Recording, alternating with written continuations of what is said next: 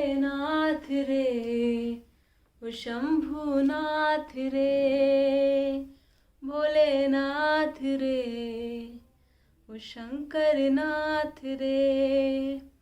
गोरा भांग रगड़ के बोली, तेरे संग भूतों की टोली, भोलेनाथ रे, ओ शंकरनाथ रे, भोलेनाथ रे, ओ शंभुनाथ रे। ओ भोले बाबा जी दर तेरे पे आई जी, खाली झोली लाई जी, खाली झोली भर दो जी। ओ तेरा नाम है तारनहारा, एक तू ही है पालनहारा, भोलेनाथ रे, ओ शंभुनाथ रे, भोलेनाथ रे, ओ शंकरनाथ रे। मेरे साथ रे, तू मेरे साथ रे, भोलेनाथ रे, तू मेरे साथ रे। ओम नमः शिवाय, शिवाय नमः। ओम नमः शिवाय, शिवाय नमः। ओम नमः शिवाय, शिव जी सदा सहाय। ओम नमः शिवाय, गुरु जी सदा सहाय, शिव जी सदा सहाय, गुरु जी सदा सहाय। जय गुरु जी। गुरु जी का लख लख शुक्राना, गुरु जी की प्यारी प्यारी संगत का लख लख शुक्राना। संगत जी, कल हमने त्रयोदश अध्याय में अग्नि यज्ञ, देव यज्ञ और ब्रह्म यज्ञ आदि का वर्णन, भगवान शिव के द्वारा 7 वारों का निर्माण तथा उनके देवाराधन से विभिन्न प्रकार के फलों की प्राप्ति का कथन। संगत जी, कल हमने त्रयोदश अध्याय में इसका श्रवण किया था। आज हम चतुर्दश अध्याय का श्रवण करेंगे।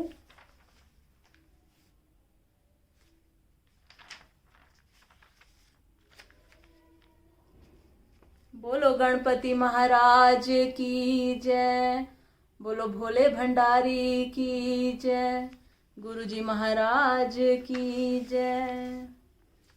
चतुर्दश अध्याय देश, काल, पात्र और दान आदि का विचार।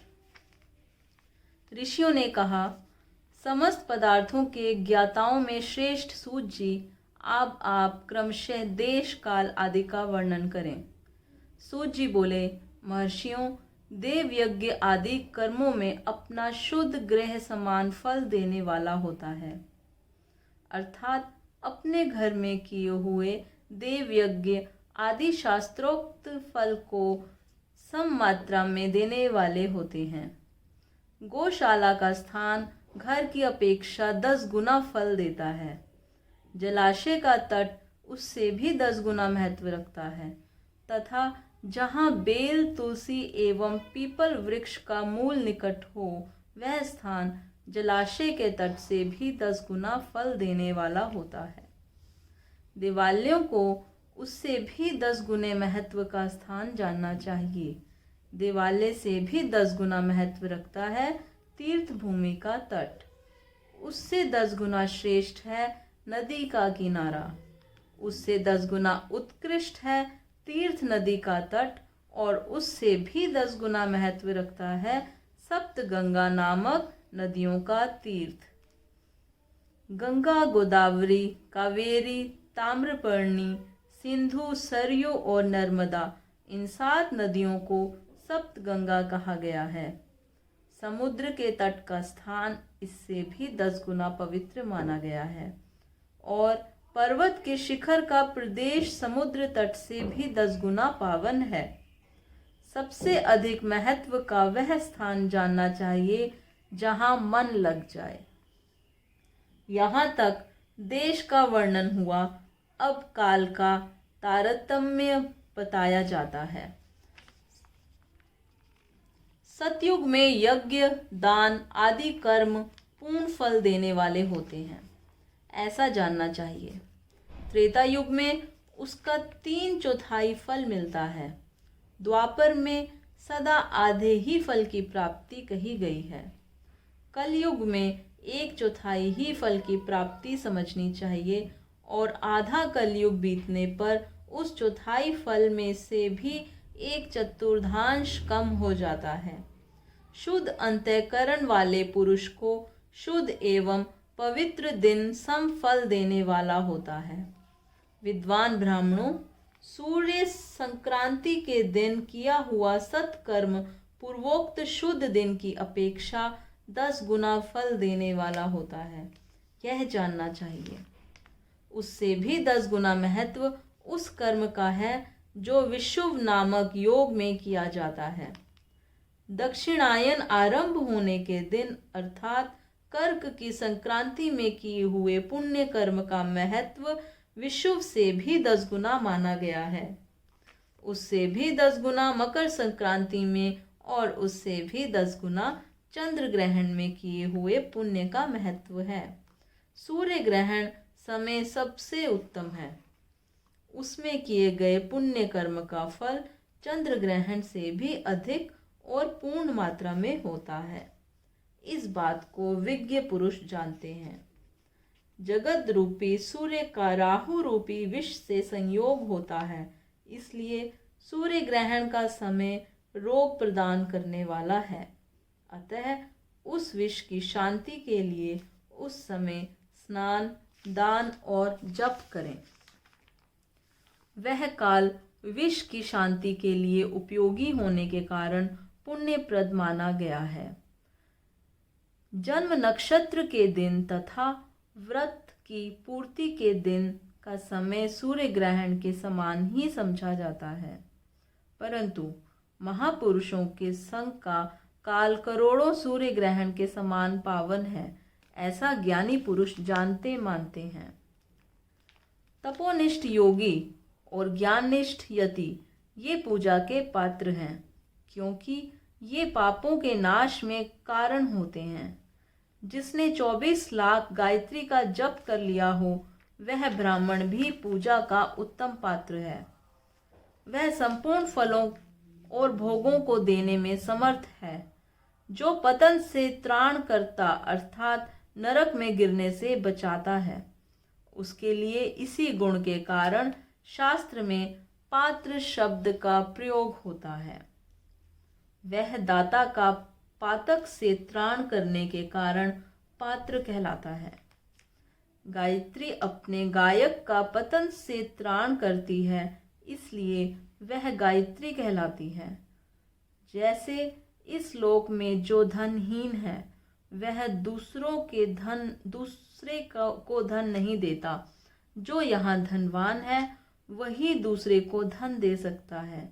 उसी तरह जो स्वयं शुद्ध और पवित्र आत्मा है, वही दूसरे मनुष्यों का त्राण या उद्धार कर सकता है। जो गायत्री का जप करके शुद्ध हो गया है, वही शुद्ध ब्राह्मण कहलाता है। इसलिए दान, जप, होम और पूजा सभी कर्मों के लिए वही शुद्ध पात्र है। ऐसा ब्राह्मण ही दान तथा रक्षा करने की पात्रता रखता है। स्त्री हो या पुरुष, जो भी भूखा हो, वही अन्नदान का पात्र है। जिसको जिस वस्तु की इच्छा हो, उसे वह वस्तु बिना मांगे ही दे दी जाए तो दाता को उस दान का पूरा पूरा फल प्राप्त होता है। ऐसी महर्षियों की मान्यता है। जो सवाल या याचना करने के बाद दिया गया हो, वह दान आधा ही फल देने वाला बताया गया है। अपने सेवक को दिया हुआ दान 1/4 फल देने वाला होता है। विप्रवरों, जो जाति मात्र से ब्राह्मण है और दीनतापूर्ण वृत्ति से जीवन बिताता है, उसे दिया हुआ धन का दान दाता को इस भूतल पर 10 वर्षों तक भोग प्रदान करने वाला होता है।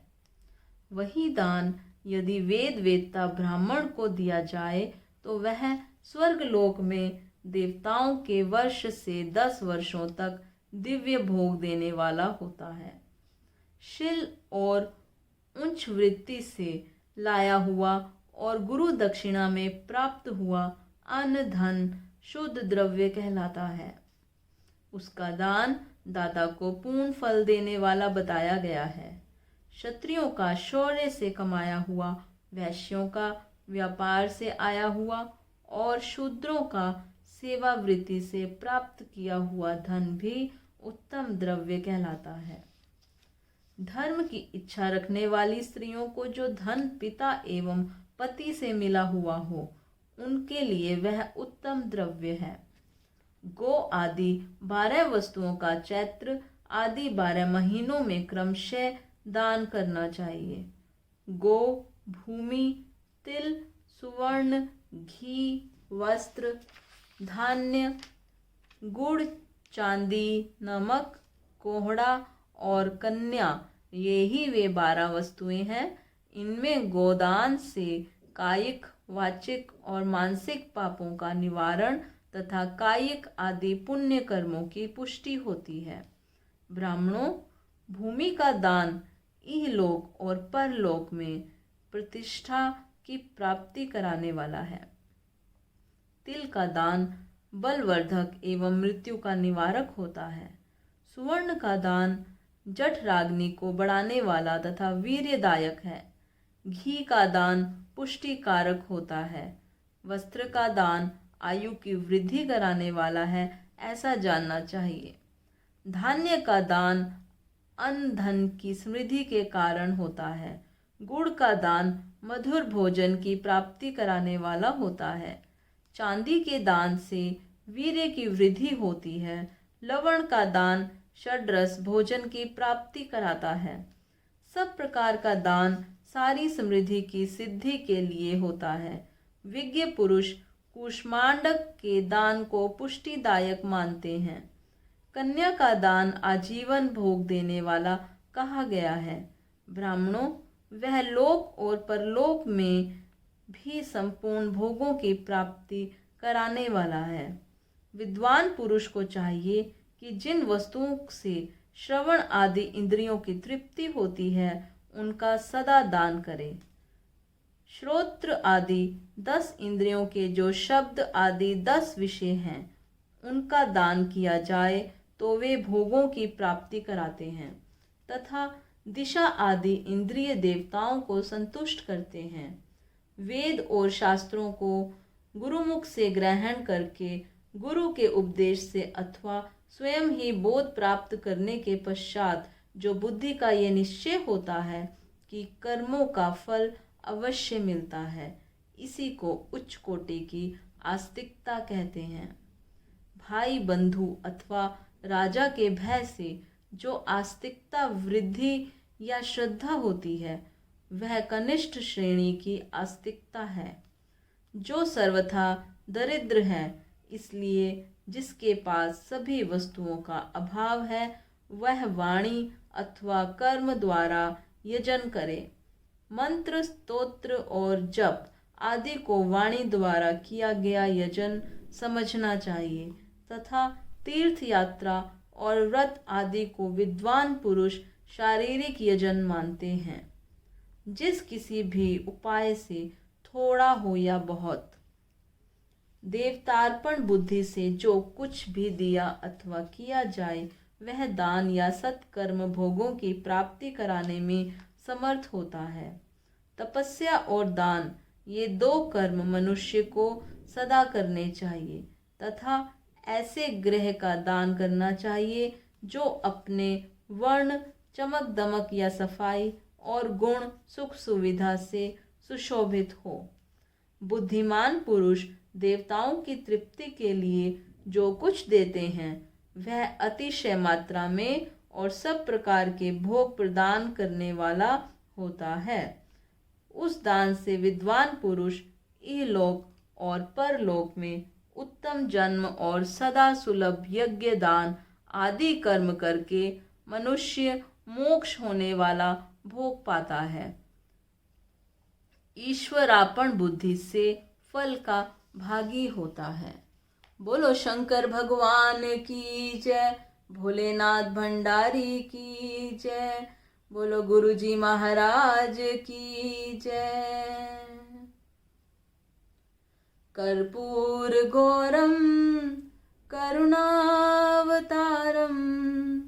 संसार सारम भुजगेन्द्रहारम सदा वसन्तं हृदयारविन्दे भवं भवानी सहितं नमामि, भवं भवानी सहितं नमामि। संगत जी, यहाँ पर हमारा चतुर्दश अध्याय समाप्त होता है। जय गुरु जी।